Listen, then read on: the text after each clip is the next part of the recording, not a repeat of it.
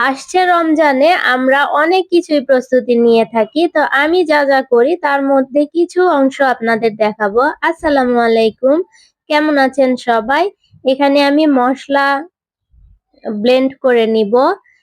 তার জন্য এলাচ, দারচিনি, তারপর জিরা, ধনিয়া, গোলমরিচ, লবঙ্গ, জয়ফল, জয়িত্রী এগুলো সবই আমি টেলে নিয়েছি।